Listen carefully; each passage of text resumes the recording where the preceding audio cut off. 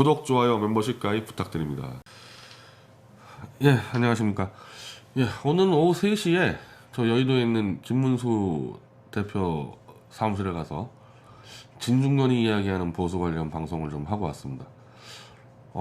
방송이 잘 됐죠? 뭐 실방 보신 분 알겠지만은 그 김문수 대표가 진중권이 그 책을 3권을 그냥 줄쳐가면서 대충대충 읽은 게 아니라 하나하나 다 줄쳐가면서 문제되는 걸 다 잡아가지고 그걸 메모를 해가지고 방송했기 때문에 굉장히 좀 컨텐츠가 깊이 들어간 진중권 자체의 컨텐츠가 얕은데 그걸 막 파고 들어가서 이 쟁점을 잡다 보니까 나름 괜찮은 컨텐츠가 나온 것 같아요. 그래서 그거는 지금 김문수 TV에 떠 있으니까 그건 보시면 되고,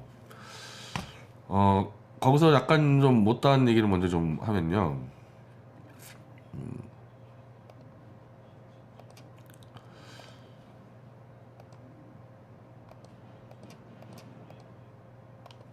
자, 이거네요. 마침 그 페이스북에 9년 전 오늘 2012년 1월 6일 날 제가 보수주의 관련 글을 쓴 게 있어요. 이거 왜 썼냐면은 이때 이 김종인이가 이 당시 김종인은 또 박근혜 대통령 쪽에 들어와 있습니다. 박근혜 대통령 쪽에 들어와가지고 그 당시 새누리당 당원에서 보수주의를 삭제해버렸어요. 우린 보수 아니다. 이게 9년 전이나 지금이나 김종인이가 양쪽 왔다 갔다 하면서 다 정치를 파괴시키고 있는데 9년 전 김종인은 박근혜 대통령이 비대위원장으로 있던 새누리당에 들어와서 당원 강령에 보수를 삭제해가지고 난리가 났을 때거든요. 그래서 그때 제가 썼던 글인데, 자, 보수주의는 역사로부터 이어져 내려온 지혜와 슬기를 계승하는 것이며 이를 위해서는 엘리트 그룹의 헌신과 희생이 담보되어야 합니다. 즉 보수주의는 아무나 실천할 수 있는 이념이 아니다. 국가적으로 얘기하려면요, 국가적으로 어느 국가에 보수주의 이념을 실천한다 그러냐면 해당 국가가 최소한 수백 년 정도 이어져 내려온 역사적 자산, 지혜와 슬기가 있어야 돼요. 아니 있어야지 지킬 거 아닙니까? 우리가 일반적으로도 그냥 개천에서 태어났다? 난 개천에서 태어났는데 보수주의자다? 성대가 쉽지가 않죠. 지킬 게 없는데 그것만 만들어내야 되는데, 그래서 이거는 1000년 이상의 민주주의 역사를 갖고 온 영국 이외에는 사실은 보수주의 정치를 얘기를 안 해요. 영국만 얘기되는 얘기예요. 다른 나라가 이 정치 문제가 영국처럼 저렇게 정말 피 한 방울 안 나고 이 토론과 양보와 타협으로 이렇게 발전해온 나라라는 게 존재하지가 않죠. 다른 나라에서는. 유일하게 그 영국의 정치적 자산을 큰 유혈 충동 없이 승계한 게 미국이고, 그래서 보수주의 정치라 그러면 미국과 영국만 얘기하는 거지 다른 나라에서 성립이 안 되는 얘기입니다, 이게. 그리고 그렇게 되려면 엘리트 그룹, 해당 국가의 엘리트 그룹이 그야말로 너블리스 어블리저라 그럴 정도로 다수의 이른바 국민들에게 그리고 저런 사람들이 이 국가의 엘리트나 귀족이나 그래도 믿고 국가를 맡길만 하다, 이런 평가를 들어야 돼요. 이런 평가를 들어야지 그 사람들이 수백 년 동안 이어져 온 그 국가의 자산과 지혜와 슬기를 승계해서 뭘 할 수가 있지. 엘리트 그룹이 그냥 해먹고 다니고 사기치고 다닌다 그러면 이거 무조건 무너지게 돼 있어요, 보수주의는. 지금 이 영국과 미국이 지금 이상하잖아요. 그 보수주의로 영국은 1000년, 미국은 한 200년 정도 잘 왔는데 지금 엉망진창되고 있지 않습니까? 영국이랑 미국이. 왜? 친중 글로벌리스트 세력이 미국과 영국의 상층부를 장악하면서 한마디로 이 엘리트 그룹의 보수주의 신념이 다 무너져 버리는 거예요. 그리고 밑에 있는 국민들이 원래는 좀 신경 안 쓰고 살아줘야 되는데 마치 지금 대한민국의 촛불 세력처럼 막 미국의 이 좌익들 막 치고 올라가고, 그래서 이 보수주의가 지금 무너지는 거 아닙니까? 미국이나 영국이나. 그러니까 그런 거를 보면은 그 당시 한나라당이었나 보죠. 이름이 하도 많이 바뀌었으니까. 한나라당이 보수를 지키겠다는 거는 충분히 일리가 있다. 왜? 한나라당의 사람들은 엘리트의 실천을 할 수 있는 수준이 안 되기 때문에 한나라당은 보수주의를 실천할 수 있는 능력과 자격이 없는 세력이다. 버리는 게 맞다. 아무나 할 수 있는 게 아니라는 거예요. 그러면은 그 당시 제가 제안한 거는 그럼 이제 김종인이가 이걸 보수를 버렸으니까 그러면은 보수주의를 표방하는 새로운 정치개혁 세력이 나타났어야 되는데 9년이 지난 아직까지도 못 나타나고 있다는 거죠. 아직까지도. 그러니까 어떻게 보면 오늘 그 김문수 대표가 방송은 자 김종인이가 또 이제 진중권이 앞서가지고 이제 보수를 짓밟고 뭐 새로운 거 해요. 그러면 보수지형에서 이게 나와야 되는데 어떻게 보면 나왔다는 게 지금 그 보수신당이라고 얘기되는 뭐 정규재 대표 뭐 김대우 소장 지금 뭐 출마 선언했지만은 그게 있지만 미약하죠. 훨씬 더 강력한 세력이 나와야 되겠죠. 김종인과 이 진중권을 제끼려면은. 근데 그러면은 그게 뭐냐 이거예요. 보수주의에서는 어쨌든 분명한 거는 지킨다는 건데 그러면은 보수주의를 표방하는 정치 세력이 지금 뭘 내세워서 이것만큼은 지금 반드시 지켜야 되겠다고 얘기할 것들을 쫙 정리를 해놔야 되는 겁니다. 근데 오늘 중간에 좀 얘기가 나왔었는데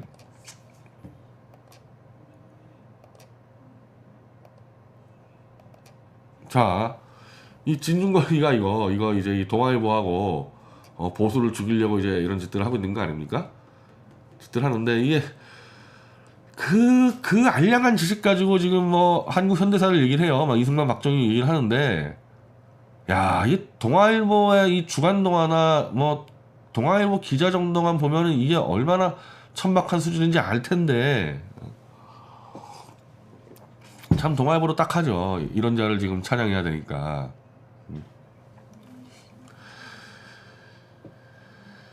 자, 이 약간 논쟁을 했었던 이 한강의 기적보다 빨랐던 대동강의 기적 어쩌고저쩌고 해가지고 이거는 그 앞서 말씀드린 대로 대동강의 기적이라고 평가되는 북한의 경제 성장률이 초고속도로 올라갔을 때에는 일단 일본의 이 자산이 북한 쪽이 훨씬 많았기 때문에 이미 40년대 이후부터 그러니까 45년 해방 이후부터 북한이 이미 앞서갔게 있었고 6.25 이후에 그것들이 파괴됐다 하더라도 자원 광물 자체가 워낙 남한보다 많았고 이 당시 소련이 어마어마하게 밀었기 때문에요. 이때까지 소련이 엄청 밀었단 말이에요. 스탈린 시대 때. 그러다가 이제 후르츠초프로 교체가 되면서 소련 자체 내부에서 문제가 생기니까 소련의 지원이 끊기면서 이제 북한의 경제가 추락하게 되는 거죠. 그래서 이거를 지금 이제 와가지고 대동강의 기적이라고 떠드는 것 자체가 한마디로 학습 부족이죠. 이걸 누가 대동강의 기적이라고 얘기합니까? 60년대 이거를. 원래 있던 광물, 일본의 적산 기업들, 그리고 소련의 지원인데 김일성이 한 게 뭐 있어요, 이거를. 이 자체가 이미 공부가 안 되는 사람이죠, 이거. 근데 이제 여기서 진중권이 얘기하는 거는 그 당시는 어쨌든 북한이 경제력도 능가했고 뭐 고려연방제라는 뭐 적화통일도 추구하고 뭐 어쩌고저쩌고 하다 보니까 북한에 대한 우리가 안보의 위기를 느낄 수 있어서 안보 중심으로 할 수 있었다. 근데 지금은 뭐 80년대 이후에는 이제 뭐 북한 자체가 더 엉망됐기 때문에 이제 뭐 안보는 필요 없다. 이런 얘기를 하고 싶나 본데. 아니 그러면 60년대 70년대에 박정희 정권의 그 안보 정책을 진중권이 지지를 한다는 얘기예요, 뭐예요, 이거. 대한민국의 안보라는 거는 요즘 제가 대조영 드라마가 실망으로 보고 있지만 그때부터도 안 보여요. 그때부터 고조선 시대부터 안 보여요. 왜냐하면 이게 한반도 지형 자체가 한족이 이 중심이 되는 이 중국과의 끊임없는 충돌 거기다가 그 북방민족이랑 또 계속되는 이 어떤 때는 연합됐다가 어떤 때 또 싸우기로 했다가 또 밑에 있는 또 일본이 치고 올라왔다가 지정학적으로 기본적으로 한반도는 늘 안보의 위기를 갖고 있는 그건 아닙니까? 그래서 그거를 지금 5,000년 동안 그래도 지금 대충 이어온 게 기적 같은 나라인데 어떻게 지금 이 김일성이 하나 가지고 지금 이제는 안보는 필요 없다 얘기하는 거예요. 지금 당장의 안보가 굉장히 지금 위험하게 돼 있죠. 이 중국이랑 특히 이제 바이든이 어떻게 될지 미국 대선 결과가 어떻게 될지 따라서 막 흔들리는데 이건 역사적인 몰이해에 관련된 거고 대한민국이란 나라만 볼 때 우리가 지켜야 할 자산 혹은 가치를 얘기한다면은 아까 김문수 대표가 얘기한 게 맞다고 생각하는데 이승만 대통령이 만들어 놓은 한미동맹과 아시아 반공연맹이에요. 그걸 두 개로 지금 대한민국이 버티고 있는 거거든요. 미군이 아직까지 한국에 들어와 있고 이승만 대통령이 만들어 놓은 거죠. 그리고 그걸 중심으로 이승만 대통령과 장개석 대만 총통이 만들어 놨던 아시아 반공연맹 네트워크거든요. 그거 갖고 지금 버티고 있는 거예요. 그걸로 지금 대한민국 지키고 있는 겁니다. 그래서 지금 이 시점에서 영국이나 미국같이 이 찬란한 정치 발전의 역사가 없는데 우리가 한 가지 우리가 지켜내야 될 우리 선조들의 슬기와 지혜라면은 한미 군사동맹 아시아 반공연맹입니다. 이거 흔드는 거는 무조건 다 좌익이에요. 이거 흔드는 자들은. 지금 그걸 흔들고 있잖아요. 동아일보하고 진중권이가 뭣도 모르면서. 그리고 또 하나의 이제 이 지켜야 할 가치라고 얘기한다면은 김일성과 대비됐을 때 박정희 대통령은 민간 기업 중심의 경제 성장을 이뤄왔죠. 그러니까 이것도 이 무식한 진중권류들이 김일성이나 박정희 대통령이나 똑같은 국가 주도의 경제 성장했으니까 박정희 대통령도 사회주의 경제 정책을 썼다라는 일자 무식한 주장들을 하는데 과정은 시장 시스템이 없는 정말 전 세계에서 가장 못 사는 대한민국이라는 나라가 중화공업 부국까지 올라가는 과정에서 그 시장 시스템을 만든 거는 당연히 정권이 할 수밖에 없죠. 시장 그대로 맡겨놓자? 아니 일단 시장이 있어야지 맡겨놓을 거 아니에요. 시장이. 그 시장을 만드는 과정에서 정부가 개입을 해서 시장에서 뛰는 플레이어들은 전부 다 민간 기업으로 만들어 놓은 게 박정희 대통령 아닙니까? 그게 지금 삼성, 현대, SK 아니에요. 대기업들. 그럼 김일성이 같은 경우는 그걸 싹 다 공선화해서 말이 국유화지 김일성 사유화 해가지고 지금 이 김정은이가 갖고 있는 그 형편없는 그 탄광이나 이런 것들, 기차 이런 것들 그 망한 거 아니에요. 그리고 저기 남미 쪽에 있는 국가들 남미나 여기서 경제개발만 했다면 전부 다 이 국유화해서 공기업해가지고 다 망해버린 거 아닙니까? 그러면 그 당시에 대한민국보다 좀 잘 살았다고 얘기되는 동남아나 남미보다도 대한민국이 그거를 압도할 수 있었던 이유는 민간 기업들로 시장을 꾸렸기 때문이에요. 이거는 지금 이 시대에 보더라도 살려가야 할 보수적 가치와 전통이 맞다는 거죠. 그래서 이승만 대통령의 안보, 박정희 대통령의 민간 중심의 경제 구조, 요거는 우리가 지켜야 될 충분한 지금 가치가 있는 거죠. 자, 이 정도로만 하고요. 이거는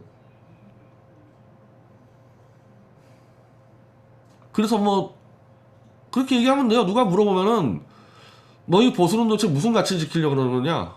제가 말씀드린 대로 안보동맹, 민간경제 이 원칙을 우리가 지켜야 된다.